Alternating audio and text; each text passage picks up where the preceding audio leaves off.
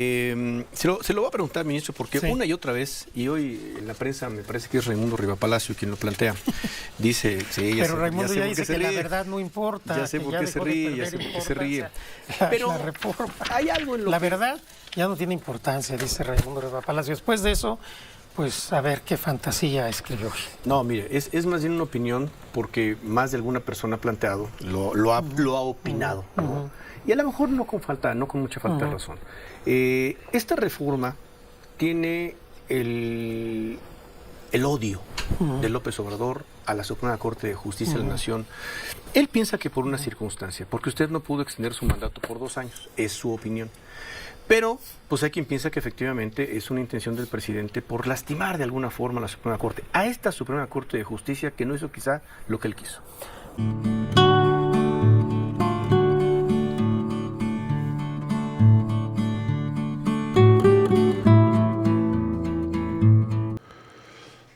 Vamos a ir a este diálogo de Arturo Saldívar, donde nos dice y nos explica que por qué las encuestas se refleja que una gran parte de las personas no estaba enterada de la reforma al Poder Judicial. Explicó que aunque la gente no conoce la iniciativa, son conscientes de que se requiere una reforma al Poder Judicial. Comentó que los números comprobaron que la gente no está satisfecha y sí quiere que se reforme el Poder Judicial. Además dijo que esta reforma no responde que al presidente le caiga mal o no los ministros, sino porque se busca que el Poder Judicial sea funcional, democrático y proteja a las minorías. Y es que sale este comentario a causa de que el señor Raimundo Rivapalacio, desde que le quitaron su chayote, vive entre el odio, entre la venganza, entre las mentiras, entre las falsedades, en contra de la Cuarta Transformación, en contra del presidente López Obrador, y por eso quiere que le vaya mal a México y no al presidente. Porque sabe muy bien que si le va mal a México, el pueblo de México se le iría al presidente López Obrador. Amigos, vamos a ir a este diálogo que se dio con el señor ayudante de Ciro Gómez Leiva. Bueno, a ver, ministro, si quiere nada más una sola pregunta, porque a mí me genera mucho ruido, de verdad mucho ruido.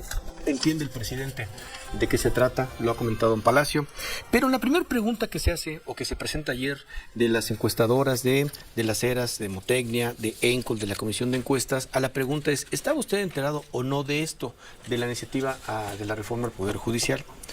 De las Heras dice el 49% no. ENCOL, 54% de los encuestados no. Comisión de Encuestas, 51% de los encuestados no. Por cierto, Sofía, a ver si me ayudas. Sí, número de entrevistas. Más o menos unas 1.195 para De las Heras, 1.202 para ENCOL, 1.458 para la Comisión de Encuestas, un nivel de confianza del 95%, un margen de error de más o menos 2.8, 2.9%. Sale, perfecto. A mí me parece muy alta la cantidad de personas que no conocen que hay una iniciativa.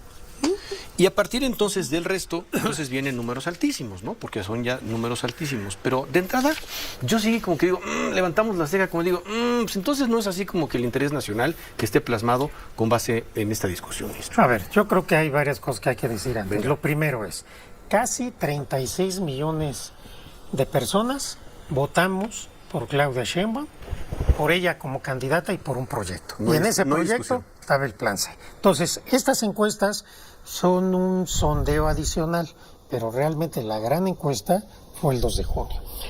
Y yo, como todos los números, depende cómo los veas, para mí no es un número bajo que la mitad de las personas sepan de una iniciativa de reforma al Poder Judicial.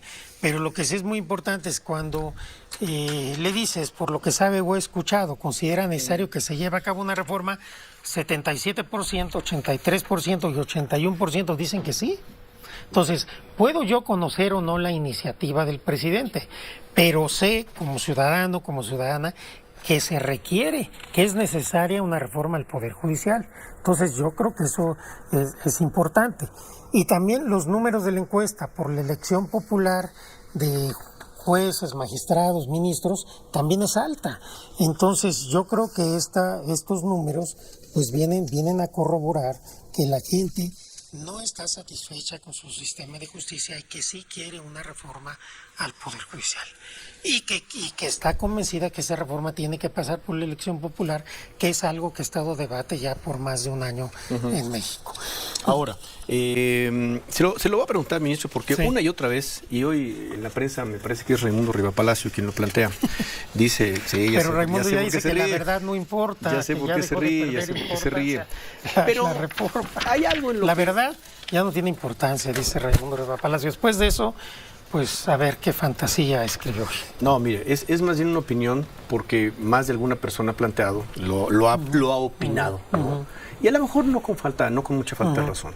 Esta reforma tiene el odio de López Obrador a la Suprema Corte de Justicia de la Nación. Él piensa que por una circunstancia, porque usted no pudo extender su mandato por 2 años, es su opinión. Pero, pues hay quien piensa que efectivamente es una intención del presidente por lastimar de alguna forma a la Suprema Corte, a esta Suprema Corte de Justicia que no hizo quizá lo que él quiso. A ver, primero...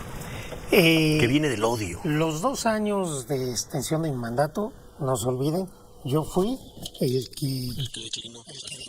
Sí. ¿Por qué al final? Porque era importante que se concluyera la reforma judicial, que pasaran los tiempos para impugnarla y porque hubiera sido muy imprudente y hubiera puesto en riesgo la reforma judicial si yo lo hacía antes. 2, por eso decía al principio, el presidente López Obrador tenía la idea de una reforma judicial de este tipo, no derivado de lo que ha sucedido con esta Corte, sino él tenía esa idea desde antes, desde su campaña presidencial y desde que él llegó. De alguna forma, con el diálogo, con la confianza, se abrió un espacio para que el Poder Judicial se autorreformara. Y ese fue el esfuerzo que hicimos en mi presidencia. Entonces yo no veo ningún odio del presidente López Obrador. Me parece una interpretación de las cosas, pues la verdad, muy rupestre. Lo que veo es una visión de él, de que se está dando cuenta que tenemos un poder judicial que ha beneficiado a las élites, que está aliado con la derecha y que no está siendo funcional para llevar justicia al pueblo de México. Yo creo que para él es un tema de mucho más fondo. No es un tema, voy a cambiar a todo el Poder Judicial o a proponer que se cambie porque me caen mal los ministros. La verdad creo que es no conocer al presidente. Digo, a veces como se expresan los ministros pareciera que efectivamente uno que otro sí le cae mal, pero ese ya es otro. Bueno, a ver, le pueden caer bien o mal, ese es otro tema, sí, es otro pero tema, no propone una reforma de este calado a propósito de eso, porque le caigan mal. La propone porque se da cuenta que efectivamente la Corte y el Poder Judicial ha jugado un papel de opositor y de obstáculo a una transformación que la mayoría abrumadora del pueblo de México quiere. Entonces, se busca llegar a un Poder Judicial que sea funcional para que la democracia sirva en el país, protegiendo, por supuesto, los derechos humanos de las minorías. Pero es diferente que haya un Poder Judicial que sea democrático y al mismo tiempo proteja minorías a un Poder Judicial que se vuelva por sistema un instrumento de las minorías electorales y políticas. En este año y medio, incluso en parte de que yo fui presidente, la oposición buscó ganar, y muchas veces lo logró, en la Corte lo que perdió en las urnas. Y esto no es correcto en ningún país del mundo. Todos los tribunales del mundo que están incurriendo en este vicio de aliarse a las élites, a las minorías, de ser obstáculo para el desarrollo social votado en las urnas de manera mayoritaria, están generando una crisis de la justicia constitucional en todo el mundo. Yo le pediría a la gente que simplemente descalifica lo que decimos, pues que se pongan a estudiar lo que está pasando en la justicia constitucional en el mundo, que analicen cómo la Corte jugó ese papel político, que lo jugó durante el prianismo a favor de las élites que gobernaban, del PRIAN que co-gobernaba, y ahora lo jugó a favor de los mismos intereses, pero en contra de la mayoría que gobierna. Eso es lo que hay atrás, es decir, son razones políticas, son razones democráticas y son razones que me parece también de peso para buscar una mejor justicia para la gente. ¿Por qué? ¿Qué sucede? A ver, que si la división de poderes, que si la autonomía, que si la independencia, realmente esos valores, esos principios, han servido para que la gente viva mejor, ¿no? Ha sido un reparto de poder entre las élites, ajeno por completo al pueblo de México. Lo que se busca ahora no es dominar al Poder Judicial. A ver, la gente que critica, en Estados Unidos, a nivel local, 43 de 50 estados tienen elección de jueces. ¿Y cómo se eligen los jueces federales en Estados Unidos, incluyendo los de la Suprema Corte? El presidente de los Estados Unidos nombra a una persona, mujer, hombre, y lo tiene que ratificar el Senado por mayoría simple. Imagínense que nosotros propusiéramos eso, que la Presidenta de la República nombra a todo el Poder Judicial Federal con sería un verdadero escándalo. No, lo que estamos nosotros proponiendo es una vía democrática, no una vía para tomar el control del Poder Judicial. Digo, evidentemente habrá que entrarle al fondo ya de quién va a proponer, ya sabemos una propuesta, el Senado, la Presidencia, pero sobre todo creo que el tema de los candidatos. ¿Qué asusta? Los candidatos ineptos, los inútiles, los que no saben, los que no están preparados, los de la lista. Aterra, ministro, aterra esto de la famosa lista y de que de repente de la lista salen en Morena y se vuelven senadores y diputados. Eso es lo que aterra, ¿eh? Esto parte de un supuesto de que durante todo este tiempo no se han nombrado ministros o ministras con el mismo vicio. Pero en ese punto creo que lo que aterra es quiénes son los personajes que van a proponer. Déjenos ir a la pausa porque a mí me genera mucha inquietud este asunto. Finalmente usted hizo una reforma judicial, una reforma al Poder Judicial. ¿Dónde está esa reforma, no? Déjenos ir a la pausa y les escuchamos comentario.